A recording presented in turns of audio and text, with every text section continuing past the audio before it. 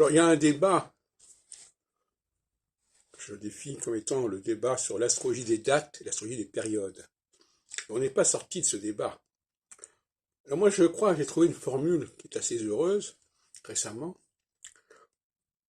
Les dates, c'est le contenant. Les périodes, c'est le contenu.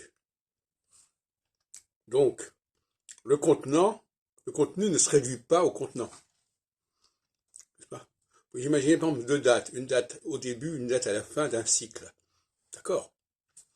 C'est comme deux anses d'un vase. Très bien. Mais il y a aussi ce qui est au milieu. Il y a aussi le contenu.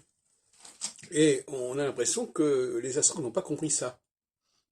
Même André Barbeau, quand il parle de la mort de Staline, il limite l'effet de FET, il limite l'effet de la conjonction de Saturne-Neptune à l'année 53 ou 54. Il ne situe pas ça dans une continuité, et en même temps il le fait sans le dire. Parce que d'un côté, il nous parle des différents aspects qui existent successivement, le carré, l'opposition, etc. Bon. Mais finalement, il devrait dire, ben oui, mais ça c'est le contenu. Le contenant, c'est la conjonction, et le contenu, ben, ce sont les autres aspects, et qui correspondent à des états successifs. Donc c'est très confus le discours ici, il est très confus.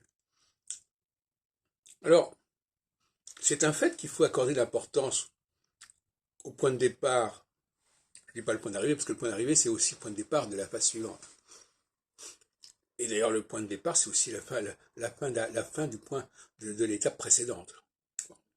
Donc, on ne peut pas dire que ce soit vraiment les moments les plus significatifs, même s'il y a un basculement. Donc, il faut être capable de gérer ce qui se passe au milieu.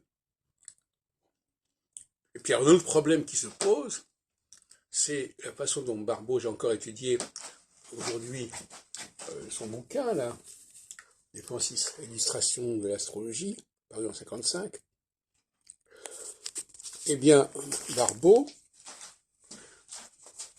il dit qu'il y a une phase ascendante qui va de la conjonction à l'opposition, et une phase descendante, involutive, qui va de l'opposition à la conjonction. Mais c'est faux. En réalité, on a deux hémicycles symétriques.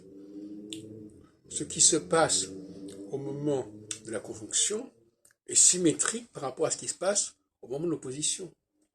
Et la preuve en est, c'est que les deux signes qui sont opposés sont des signes soit de masculin tous les deux, soit féminin tous les deux.